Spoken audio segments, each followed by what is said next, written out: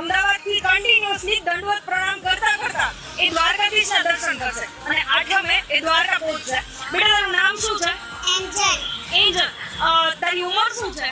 14. તું થાકી નથી ગઈ આ રીતે તું જાય છે તો? નહીં થાકી. આજે પદયાત્રામાં નીકળી છે એને કેટલા દિવસ થયા? 1 મહિનો ને 4 દિવસ.